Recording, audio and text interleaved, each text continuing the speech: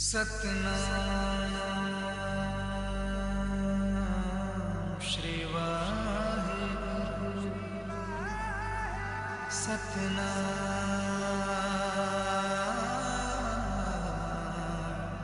श्री वाहिगुरु।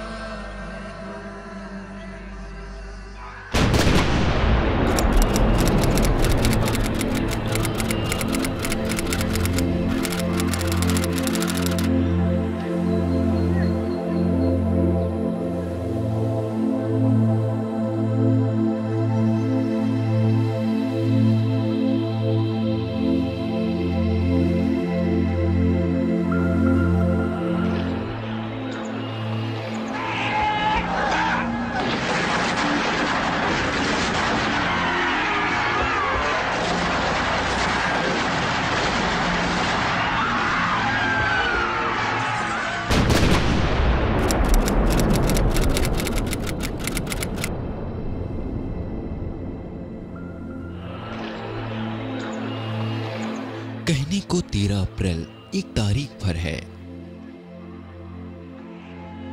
लेकिन यह दिन ब्रिटिश हुकूमत के अत्याचारों की ऐसी दर्दनाक कहानी बयां करता है जिससे मानवता शर्मसार हो जाती है।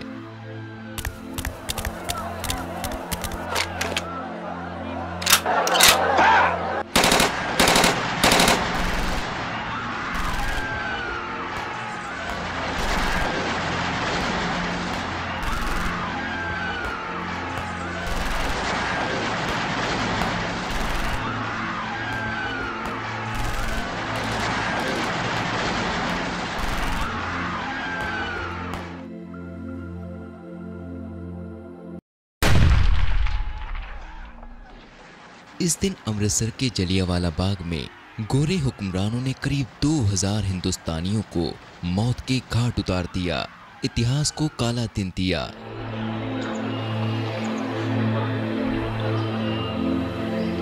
बात 1919 के उन दिनों की है जब ब्रिटिश हुकूमत के खिलाफ स्वतंत्रता की लड़ाई जोरों पर थी और सरकार ने आजादी के मतवालों की आवाज दबाने के लिए रॉल्ट एक्ट नामक का एक कानून बनाया था। इस कानून के तहत किसी को भी मामला दर्ज किए बिना गिरफ्तार किया जा सकता था। रॉल्ट एक्ट का पूरे भारत में व्यापक विरोध हुआ और प्रांतीय परिषदों के कई भारतीय सदस्यों ने इसके विरोध में अपने पदों से इस्तीफा दे दिया। जगह जगह गिरफ्तारियां हुई।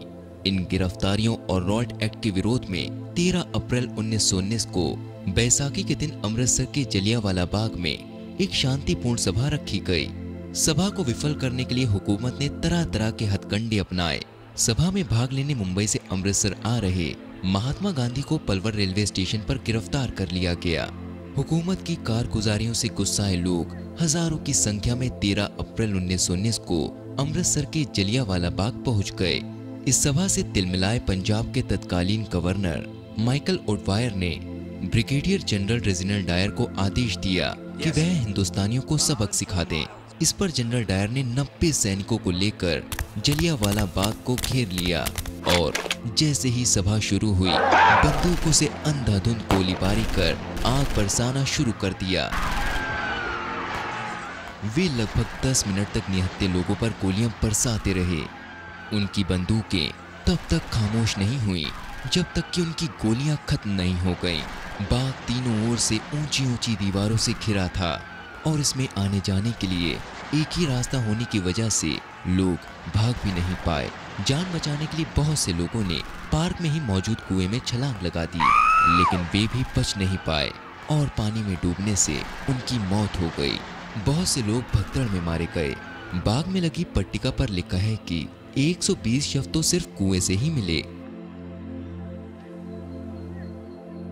जलियांवाला बाग की दीवारों पर आज भी गोलियों के निशान मौजूद हैं, जो ब्रिटानिया हुकूमत के जुल्मों की कहानी कहते नजर आते हैं। सरकारी आंकड़ों में मरने वालों की संख्या 389 बताई गई, जबकि पंडित मदन मोहन मालवीय के अनुसार कम से कम 1300 लोग उसमें मारे गए थे।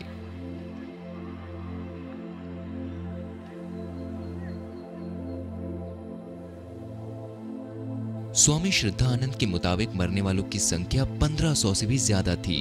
अमृतसर के तत्कालीन सिविल सर्जन के मुताबिक मौत का यह आंकड़ा 1800 से भी ज्यादा था।